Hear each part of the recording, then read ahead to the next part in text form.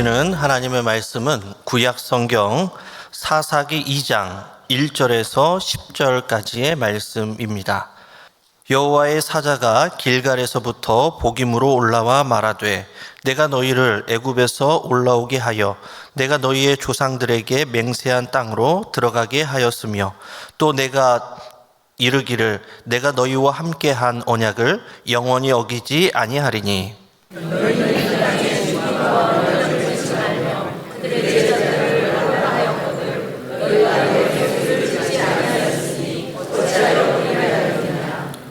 그러므로 내가 또 말하기를 내가 그들을 너희 앞에서 쫓아내지 아니하리니 그들이 너희 옆구리에 가시가 될 것이며 그들의 신들이 너희에게 올무가 되리라 하였노라. 여호와의 사자가 이스라엘 온 자손에게 이 말씀을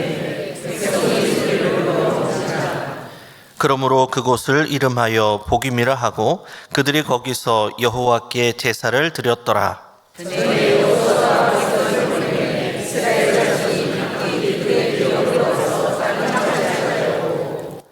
백성이 여호수아가 사는 날 동안과 여호수아 뒤에 생존한 장로들 곧 여호와께서 이스라엘을 위하여 행하신 모든 큰 일을 본 자들이 사는 날 동안에 여호와를 섬겼더라.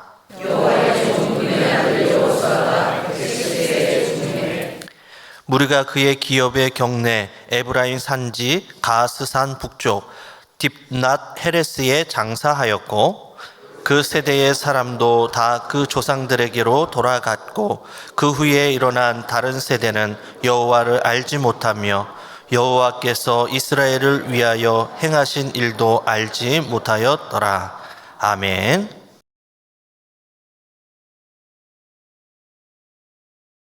오늘 본문은 여호와의 사자가 등장하면서 시작하고 있습니다. 2장 1절 말씀이 이렇게 시작하고 있습니다. 여호와의 사자가 길갈에서부터 복임으로 올라와 말하되 라고 합니다. 여호와의 사자가 길갈에서 복임으로 올라왔다라는 소식을 전하고 있습니다. 굳이 그냥 여호와의 사자가 나타났다고 해도 되는데 길갈에서 왔다고 기록하고 있습니다. 그만큼 이 길갈의 중요성을 강조하기 위함처럼 보입니다. 길갈은 어떤 곳이었습니까? 우리가 여호수아를 읽을 때에 길갈은 너무나도 중요한 장소였습니다. 요단강을 건너서 처음으로 이스라엘 백성들이 진을 친 곳, 그곳이 길갈이었습니다. 그리고 가나안 땅을 정복할 때에 그 베이스 캠프의 역할을 해줬던 곳, 항상 전쟁을 치르기 위해서 출발했던 곳, 그리고 전쟁이 끝나면 돌아왔던 곳, 그곳이 바로 길갈이었습니다. 그리고 요단강을 건넌 것을 기념하기 위해서 12개의 돌을 갖고 와서 기념으로 세워놓은 곳, 그래서 하나님께서 우리를 이렇게 인도하셨다는 그런 기억의 신앙을 갖고자 노력했던 곳, 그곳이 길갈이기도 합니다. 길갈에서 할례를 받았고 또 예배를 드린 중요한 장소입니다. 그리고 여호수아 시대에는 땅을 분배하기 위해서 제비를 뽑았던 곳, 그곳 또한 길갈이기도 합니다. 그러므로 길갈은 종교적으로, 정치적으로 매우 중요한 장소였습니다. 새로운 세대의 탄생을 준비한 곳이기도 하고 하나님의 기적을 기념하는 곳, 그곳이 바로 길갈이었습니다. 근데 여호와의 사자가 바로 이렇게 중요한 길갈에서부터 이곳으로 왔노라 라고 기록하고 있습니다. 자, 그 의미가 무엇이냐면은 2장 1절에서 계속 보면은 이렇게 설명하고 있습니다. 내가 너희를 애굽에서 올라오게 하여 내가 너희의 조상들에게 맹세한 땅으로 들어가게 하였으며 또 내가 이르기를 내가 너희와 함께한 언약을 영원히 어기지 아니하리니.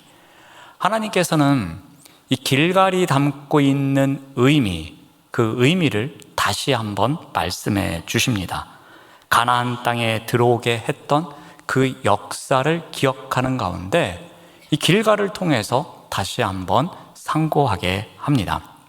하나님께서는 이스라엘을 애굽에서 올라오게 하셨습니다. 이 사건은 이스라엘의 울부짖음에 대해서 하나님께서 그 구원의 응답을 해주셨던 사건이었습니다. 또 그들을 가나안 땅으로 인도하셨습니다. 아브라함과 이삭과 또 야곱에게 하셨던 그 약속을 이루었던 곳, 그런 상징적인 의미를 갖습니다. 또한 앞으로도 이러한 언약을 깨트리지 않을 것을 가르쳐준 의미이기도 합니다. 자, 이처럼 이 길갈에서 올라온 이 여호와의 사자, 그 여호와의 사자가 전할 내용도 중요하지만 이 길갈이라는 곳으로부터 출발해서 온 그 여호와의 사자에 의해서 하나님께서 지금까지 이스라엘 백성에게 어떻게 은혜를 베푸셨는지를, 그 역사 속에 하나님께서 함께 하셨음을 돌아보게 하고 있습니다. 하나님은 분명히 이스라엘 백성들에게 대략적으로 말씀하시는 가운데 그들을 향한 약속을 다 이루셨음을 보여주고 있습니다. 그리고 앞으로도 그 약속을 절대로 저버리지 않을 것임을 강조하십니다. 자, 그런데 어떠한 일이 생깁니까? 하나님은 이스라엘에게 두 가지 명령을 했노라고 말씀하십니다. 그리고 이것만큼은 꼭 지키기를 원했다고 합니다. 자, 그런데 이러한 하나님의 명령에 대해서 이스라엘 백성들은 어떻게 했습니까? 그 명령을 지키지 않았습니다. 자, 그래서 하나님께서는 여호와의 사자를 통해서 이스라엘 백성들을 질책합니다. 우리 2장 2절 말씀을 봅니다.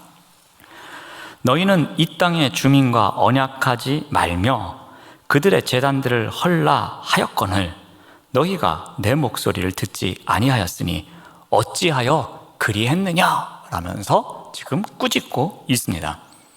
하나님께서는 이미 두 가지 명령을 통해서 이스라엘 백성들이 꼭 지킬 것을 말씀하셨습니다. 첫 번째 명령이 무엇입니까? 이 가나안 주민과 언약을 맺지 말라는 명령이었습니다. 이스라엘 백성들이 그 땅에 들어가서 그 민족들을 살려두지 말라는 명령이었습니다. 그런데 이 명령은 신명기 7장 2절에서도 강조하였던 명령입니다. 가나안 족속을 진멸하라는 명령이었습니다. 그리고 우리가 지난주에 살펴보았던 사사기 1장을 보면서 그들이 내리막길을 가고 있었던 여러 가지 현상 중에 하나가 무엇이었습니까? 가나안 백성들과 언약을 체결하는 일이었죠. 그들과 약속을 맺으면서 너희들 살려줄 테니까 걱정하지 마. 그러니 우리의 노예가 되렴 하면서 자신들의 편리함을 위해서 하나님의 말씀이 뒷전이 되는, 그래서 그들이 내리막길을 가고 있음을 살펴보았습니다. 이미 살펴보았듯이 그들은 이 땅의 주민과 분명히 언약을 맺지 말라고 했는데도 불구하고 그 땅의 주민들과 언약을 맺는 우를 범하기도 했습니다. 자, 두 번째 명령은 무엇이었죠? 우상 숭배가 걱정이 됐습니다. 그래서 제단을 헐라는 명령이었습니다. 즉 그곳에 있었던 어떠한 우상이든지 섬기지 않기를 원하셨습니다. 그래서 그것을 다 불사르고 그것을 없앨 것을 원하셨는데 이스라엘 백성들은 이 명령 또한 지키지 않았습니다.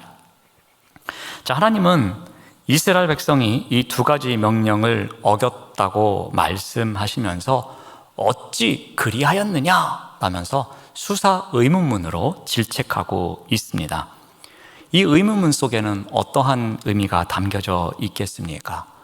이스라엘 백성들이 불순종한 것에 대한 분노, 그리고 심히 불편한 심기, 그리고 또 앞으로 이 백성들을 심판해야 되는 그 하나님의 고통스러운 마음, 이런 것들이 담겨져 있는 것입니다. 아니 도대체 왜 그랬어? 그 표현에는 화가 나는 것도 있고 또 불편한 심기도 있지만 내가 너희들을 심판할 수밖에 없는 그런 안타까운 마음도 담겨져 있는 것입니다. 자, 그래서 이제 하나님께서는 이스라엘 백성들의 죄를 지적하시고 난 이후에 이제 판결을 내리십니다. 그 내용이 3절에 나오는데요. 그러므로 내가 또 말하기를 내가 그들을 너희 앞에서 쫓아내지 아니하겠다고 하십니다. 그래서 그들이 너희 옆구리에 가시가 될 것이며 그들의 신들이 너희에게 올무가 될 것이다 라고 말씀하십니다. 이스라엘 백성들은 충분히 쫓아낼 기회와 힘이 있었습니다. 하나님께서 함께 하시는 전쟁이었기에 이 일을 다 마무리할 수 있었습니다. 그런데 우리가 지난주에 살펴보았듯이 그들은 적당히 승리하면 더 이상 전쟁을 안 했습니다.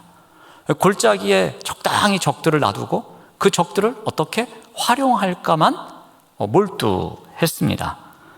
그러나 하나님께서는 이 그들의 불신앙, 자신들의 편의나 이익을 위한 불신앙에 대해서 그대로 두지 않으셨습니다. 가나안 주민들이 오히려 그들에게 편리함이 아닌 고통의 원인이 될 것이라고 말씀하십니다. 그래서 가시가 되고 올무가 될 거야 라고 질책하십니다. 자, 이를 통해서 무엇을 알 수 있겠습니까? 이스라엘 백성들은 그냥 적당히 순종하면, 그래서 정치적으로, 경제적으로, 사회적으로 안정화되면 우리는 잘 먹고 잘 살 수 있을 거야 라고 생각했지만 하나님께서 원하시는 순종의 모습은 아니었습니다. 하나님은 완전한 정복을 통해서 하나님과의 신뢰관계를 유지하는 것, 그런 거룩한 백성의 길을 걸어갈 수 있기를 원하셨습니다.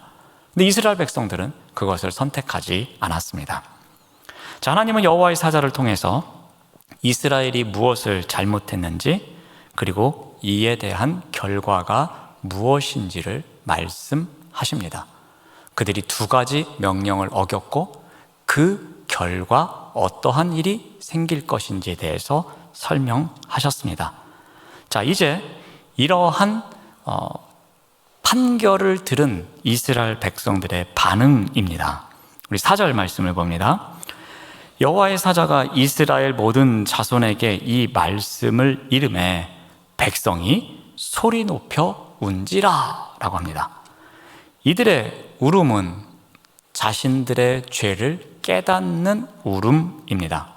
그리고 우리가 정말 잘못했구나 하는 회개의 울음으로 보입니다.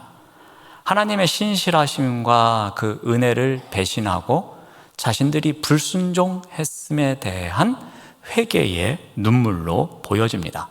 그리고 이스라엘 공동체 전체의 회개의 눈물로 보여집니다. 그들이 큰 소리로 그곳에서 웁니다. 그래서 그곳 이름을 어떻게 하는가 하면 5절에서 이렇게 기록합니다. 그러므로 그곳을 이름하여 복임이라 하고 그들이 거기서 여호와께 제사를 드렸더라. 이 복임이라는 단어가 바로 사절을 의미하는 단어입니다. 즉 복임은 울음 또는 우는 자들, 눈물, 이런 의미를 갖고 있습니다. 그러니까 그 지역에서 이스라엘 백성들이 큰 소리로 울었다고 해서 이 지역을 우리가 복임이라고 부르자라고 한 겁니다. 그만큼 그들의 눈물에 대한 의미를 아주 중요하게 생각했던 것입니다.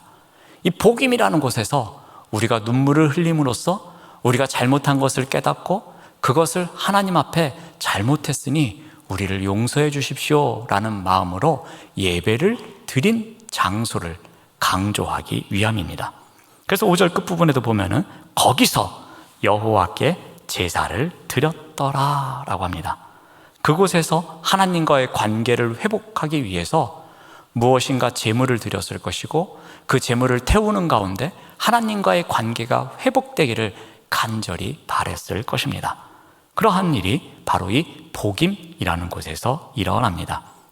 아마도 번제를 통해서 하나님께 온전하게 헌신할 것을 다시 다짐하는 예배를 드리곤 했을 겁니다. 이렇게 이스라엘 백성들은 이 복임에서 만난 여호와의 사자, 그 사자가 들려준 말씀으로 인해서 다시 어떻게 됩니까? 회복되는 상황에 이르게 됩니다.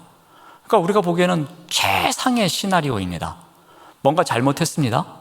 그런데 누군가를 통해서 깨닫습니다. 그래서 회개의 눈물을 흘리며 하나님, 우리 잘못했습니다. 다시는 그렇게 하지 않겠습니다 하면서 예배를 드렸습니다. 그 예배를 통해서 회복이 되었습니다.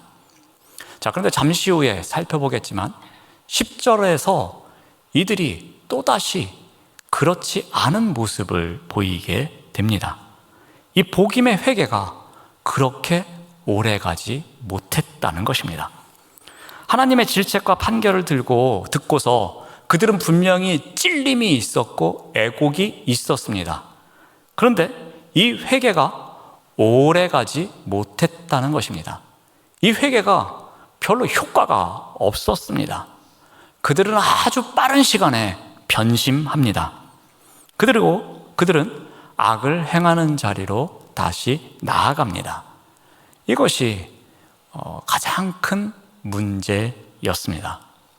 눈물 흘리며 회개하며 예배를 드리며 다시는 그렇게 살지 않겠노라고 했음에도 불구하고 얼마 지나지 않아서 우리가 언제 회개했냐는 듯이 다시 죄를 짓는 자리로 나아갔던 것입니다. 자, 이 일에 대해서 다시 한번 설명을 하는데 그 배경이 되는 이야기를 하기 위해서 다시 여호수아 시대의 이야기로 넘어갑니다. 그러니까 1절부터 5절까지 사사기 시대의 이야기를 하다가 6절부터 10절까지 갑자기 여호수아 시대의 이야기로 넘어가면서 왜 이런 일이 생겼는지 그 일에 대해서 설명을 합니다. 자, 한번 그 부분을 살펴보겠습니다. 자, 6절부터 여호수아 24장의 이야기를 다시 합니다. 여호수아 24장은 어떠한 내용이 나왔습니까? 여호수아가 백성들을 모아놓고 마지막으로 당부하는 고별 설교의 내용이 나왔습니다. 여호수아가 나이가 많아졌습니다. 더 이상 전쟁을 할 수도 없었습니다. 백성들을 이끌고 갈 여력이 없었습니다. 그래서 여호수아는 백성들을 세겜 땅에 불러 모읍니다. 그리고 그곳에서 언약을 재갱신하는 장면이 나옵니다. 자, 이렇게 전쟁을 마치고 하나님과 가나안 땅에서 태어난 새로운 세대들에게 언약을 다시 갱신하는 가운데에 그 일을 마치고서 백성들로 하여금 다시 자신의 기업으로 돌아가게 합니다. 그 이야기가 여호수아 24장에 나옵니다. 자, 그런데 오늘 6절 말씀을 보겠습니다. 6절 말씀 보시면 전에, 그러니까 지금 사사기 시대 이야기를 하면서 그 여호수아 시대에 전에 여호수아가 백성을 보냈다라는 이야기가 있습니다. 그러니까 바로 24장에서 언약을 재갱신하고 각 지파로 보냈다라는 표현이 나오는데 그 이야기를 6절에서 하고 있는 것입니다. 이스라엘 자손이 각기 그들의 기업으로 가서 땅을 차지하였다라고 합니다. 그래서 여호수아에서 분명히 땅을 차지했는데 왜 또 여기서 땅을 차지하나? 그런데 이거는 과거의 이야기를 다시 회상한다고 보시면 되겠습니다. 자, 여호수아에서의 이야기, 그렇게 전에 여호수아가 이런 일이 있었는데 각 지파별로 그 지파 사람들을 불러 모아서 마지막 설교를 하고 난 다음에 그들을 다시 돌려 보냈다. 그런데 그 이후에 어떠한 일이 있는가 하면은 2장 7절 말씀을 봅니다. 근데 이 내용도 여호수아 24장 31절을 그대로 인용하고 있습니다. 제가 2장 7절 말씀을 읽어드리겠습니다. 궁금하시면 한 장 넘기시면 여호수아서 24장 31절이 나옵니다. 근데 처음만 다릅니다. 여기는 백성이, 거기는 이스라엘이 이렇게 되어 있습니다. 백성이 여호수아가 사는 날 동안과 여호수아 뒤에 생존한 장로들, 곧 여호와께서 이스라엘을 위하여 행하신 모든 큰 일을 본 자들이 사는 날 동안에 여호와를 섬겼더라라고 합니다. 자, 그러니까 여호수아 24장 31절 그리고 사사기 2장 7절 똑같은 내용이 반복되고 있는데 이 구절이 사용된 의미가 다릅니다. 자, 여호수아 24장 31절에서 사용된 의미는 무엇이었냐면은 이제 여호수아의 시대가 마무리되면서 좋게 끝나는 이야기로 마무리되어지는 것입니다. 여호수아가 사는 날 동안에, 그리고 그들과 함께 했던 지도자들, 그들이 살아있는 동안에 아무 일 없이 여호와를 잘 섬기고 있었습니다 라면서 여호수아서가 끝을 맺고 있습니다. 그러니까 여호수아서에서 결론 부분에 이 내용이 쓰였을 때는 매우 긍정적인 내용입니다. 자, 그런데 사사기 앞부분에서 이 내용이 다시 한번 반복되고 있습니다. 똑같은 내용인데 배열된 순서에 따라서 이 내용이 부정적으로 쓰입니다. 어떻게 부정적으로 쓰였는가 하면은 여호수아와 그를 아는 장로들, 그리고 하나님께서 어떠한 일을 하셨는지 그 일을 잘 알고 있는 사람들이 살아있을 때에는 그들이 여호와를 잘 섬겼어. 그런데 그 다음에 점점점이 있는 겁니다. 그렇다면 무엇을 의미하겠습니까? 그 다음에 태어난 사람들은 이 앞에 사람들, 즉 여호수아와 그들이 함께 했던 사람들이 살던 시대의 사람들과는 똑같은 삶을 살았다는 겁니까? 그렇지 않다는 것입니까? 바로 후자의 이야기를 하고 있는 겁니다. 그러니까 여호수아서에서 결론을 짓는 부분에서는 긍정적으로 사용되면서 이 시대까지 살았던 사람들은 훌륭했습니다 라고 결론을 내리고 있는 건데, 지금 여기에서는 그 시대까지 살았던 사람들은 훌륭했는데 지금 살고 있는 사람들은 그렇지가 않아 라고 하는 표현이 바로 이 2장 7절 말씀입니다. 여호수아 시대의 사람들의 특징은 어떠했습니까? 그들은 이 여호와의 능력을 경험한 사람들이었습니다. 여리고 성도 점령했습니다. 아이 성도 점령했습니다. 동서남북 정복 전쟁을 하는 가운데 하나님께서 우리의 전쟁을 이끄시는구나, 하나님께서 이 전쟁을 우리를 위해서 해주시는구나, 그런 은혜로운 시간을 그들이 경험했습니다. 하나님께서 그들과 함께 싸우고 계심을 그들은 그 모든 삶 속에서 경험하고 있었습니다. 그래서 그들은 그 하나님을 믿고 그 하나님만을 의지하고 그 하나님만을 따라다니면서 그 모든 시간을 보냈습니다. 그러니까 그들은 그들에게 주어진 시간 속에서 하나님을 한없이 경험했던 것입니다. 그들을 위한 그들의 하나님을 그들은 삶 속에서 경험하며 시간을 보낼 수 있었던 것입니다. 자, 그런데 성경은 이제 2장 8절에서 여호수아가 죽었다고 선포하고 있습니다. 2장 8절 말씀을 봅니다. 여호와의 종 눈의 아들 여호수아가 110세에 죽었다라고 합니다. 자, 그 전까지는, 이 죽음 전까지는 전혀 문제가 없었는데 그 죽음 이후에 점점 내리막길을 오는 가운데에 지금 보아하니 야, 이건 정말 큰 문제야 라고 선포하고 있는 것입니다. 자, 여호수아는 에브라임 지파 안에 있는 그의 기업인 딥낫 헤레스의 장사되었다고 성경은 기록하고 있습니다. 우리 9절 말씀을 봅니다. 무리가 그의 기업의 경내 에브라임 산지 가스 산 북쪽 딥낫 헤레스에 장사하였고 라고 기록하고 있습니다. 이곳 딥낫 헤레스는 여호수아가 원했던 지역이었습니다. 그리고 그곳을 정복하고 아마도 그곳을 여호수아가 열심히 가꾸어서 사람들이 살기에 좋은 성읍으로 만들었을 것입니다. 그리고 그곳에서 110세까지 장수하고 그리고 그곳에서 죽음을 맞이하고 그곳에 장사됩니다. 하나님을 섬기다 떠난 여호와의 종으로 기록되고 있습니다.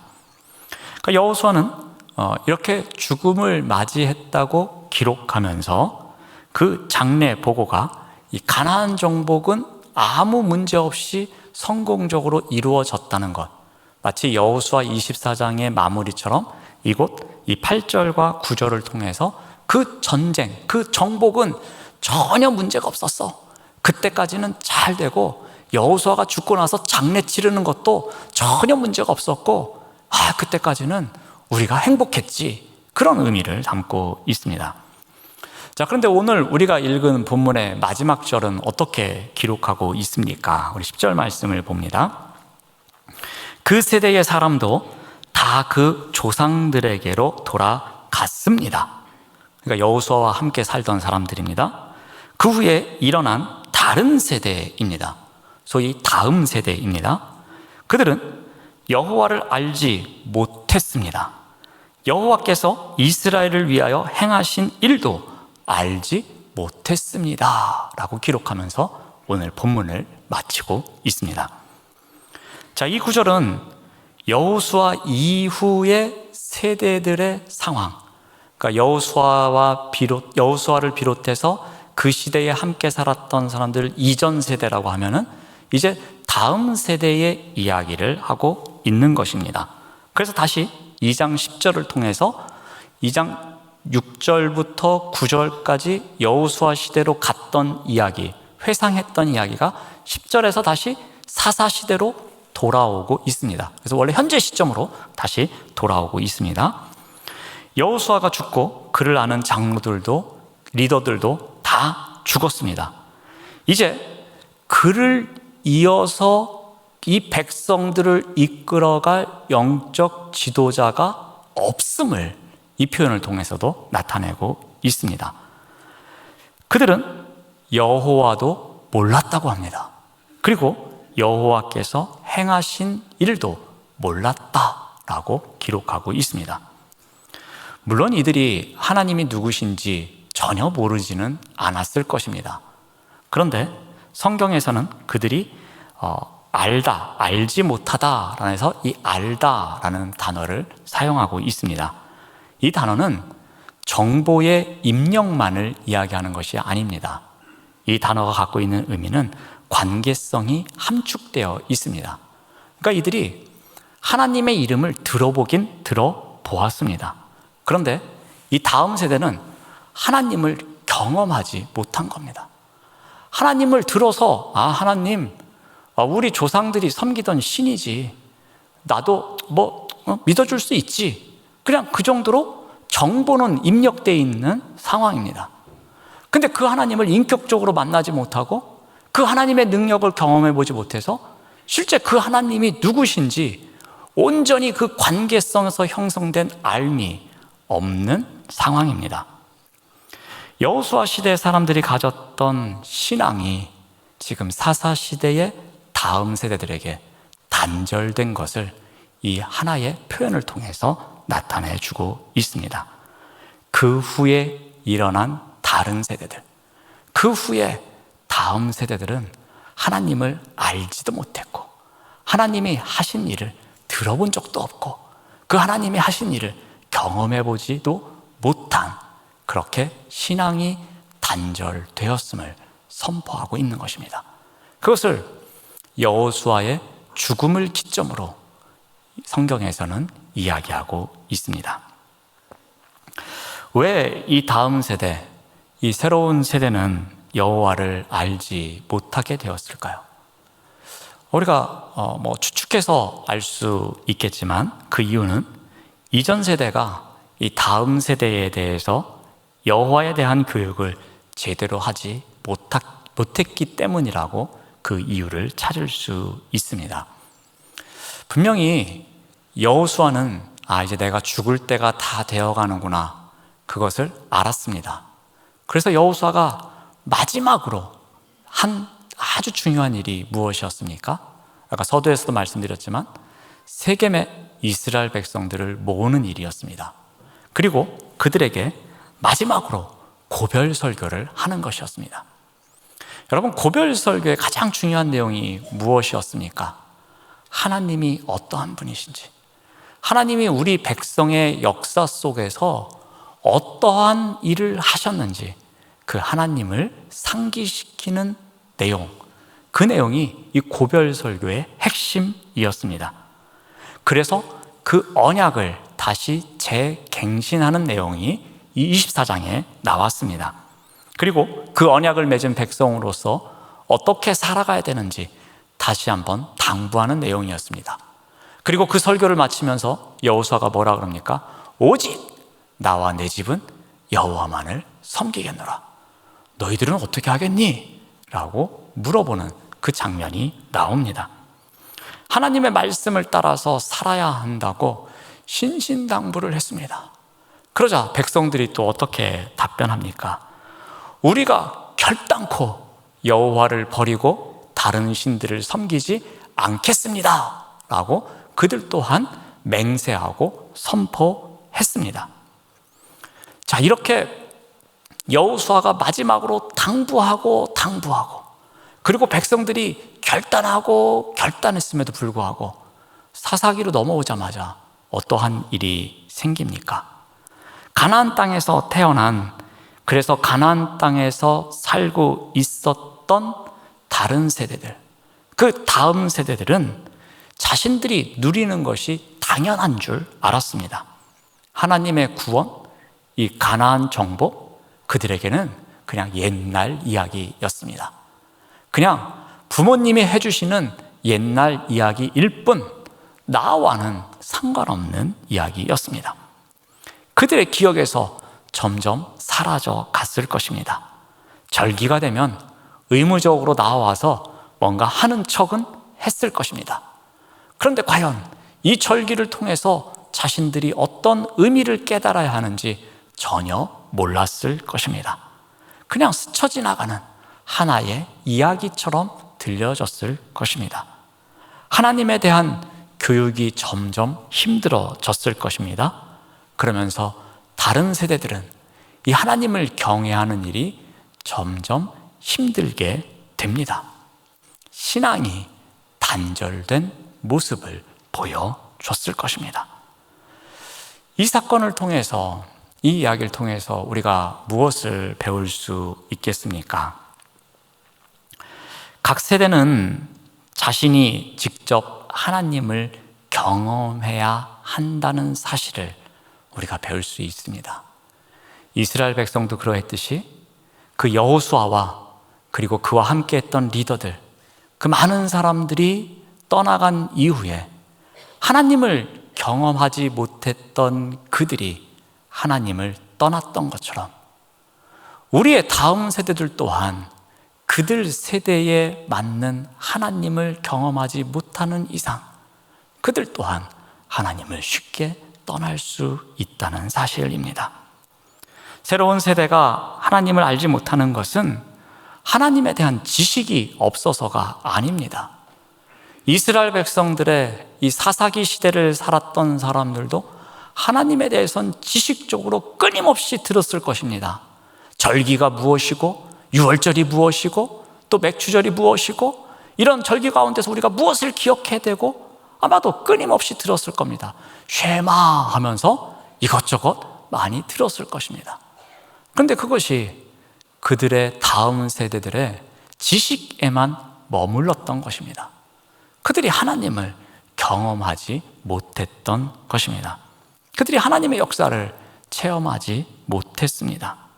전쟁이 없고 평화롭고 풍요로운 시대를 살아가는 가운데 하나님을 찾지 않았던 것입니다. 세상의 가나안 사람들과 어울려서 살아가는 가운데 가나안 문화를 받아들이고 이방 종교에 섞이는 가운데에 좋은 게 좋은 거야 하면서 편리함을 추구하면서 이익이 많은 것을 기뻐하면서 그저 그렇게 살아가고 있었던 것입니다. 그런 가운데 신앙은 더 단절되고 또 단절되어 갔던 것입니다. 그래서 오늘 2장 1절에서 5절에 살펴본 내용이 무엇입니까?